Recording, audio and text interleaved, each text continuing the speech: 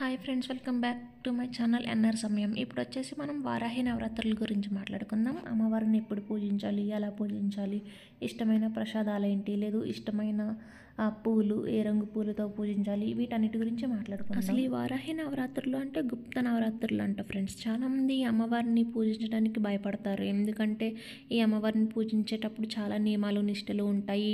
అవేమైనా తప్పు చేస్తే అమ్మవారికి కోపం వస్తుందని. కానీ అది ఏ పద్ధతిలో అంటే కలశం పెట్టి ఒక దీక్ష కింద చేస్తే, ఇలా కాదు మనం ఇదంతా చేయలేము అనుకుంటే సాత్వికంగా అమ్మవారి ఫోటో ఒకటి తెచ్చుకొని మన పూజా మందిరంలో ఎప్పుడు ఎలా పూజ చేసుకుంటామో అలా చేసుకుంటే చాలా మంచిదంట ఫ్రెండ్స్.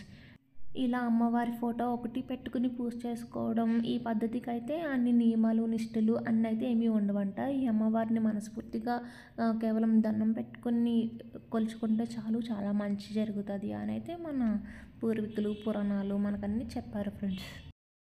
ఈ అమ్మవారిని వచ్చేసి సాయంత్రం పూజించాలి అంట. అలాగే ఈ అమ్మవారిని అమ్మ అంతా నీవే అనుకుని మనస్ఫూర్తిగా దండం పెట్టుకుంటే చాలు, చాలా త్వరగా కరుణిస్తారు, మన కోరికలు త్వరగా తీరుస్తారు అని అయితే అంటారు ఫ్రెండ్స్. అలాగే అమ్మవారికి వచ్చేసి ఇష్టమైన రంగు ఎరుపు అంట. అంటే ఎరుపు రంగు పూలు, రెడ్ కలర్ రోజెస్ కానీ, రెడ్ కలర్ మందార పూలు కానీ, ఇలా ఎన్ని రకాలు దొరికితే అన్ని రకాలు 3 లేదా 9 రకాలతో పూజించడం మంచిది అంట. లేదు అంటే మనకి వీలైనన్ని మన శక్తి కొలది ఎన్ని దొరికితే అన్నీ అమ్మకే తెలుసు కదా ఫ్రెండ్స్. లేదు అన్ని రకాలు దొరకవు అనుకుంటే మన శక్తి కొలది ఏవి దొరికితే అవే చాలు. లేదు అది కూడా కుదరదు అనుకుంటే మనం భక్తితో దండం పెట్టుకుంటే చాలు అని అయితే మన పెద్దలు అంటారు ఫ్రెండ్స్.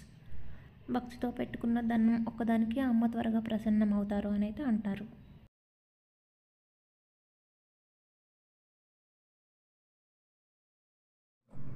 అలాగే ప్రసాదం దగ్గరికి వచ్చేసరికి అమ్మవారికి అత్యంత ప్రీతికరమైనది పానకం అంట ఫ్రెండ్స్.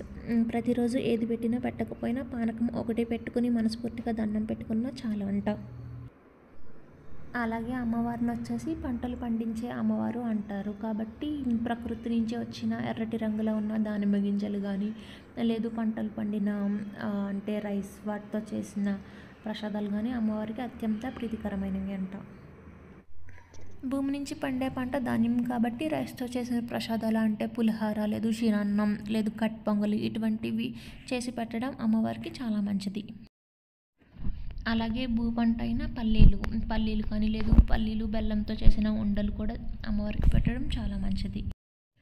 మనందరికీ తెలిసిందే అమ్మవారు వరాహ రూపంలో ఉంటారు. వరాహం ఎలా అయితే భూమి లోపల దుంపలు దొలుచుకుని దాచుకుని ఇష్టంగా తింటుందో, అలాగే అమ్మవారికి ఈ దుంప ప్రసాదం కూడా పెట్టడం మంచిదంట.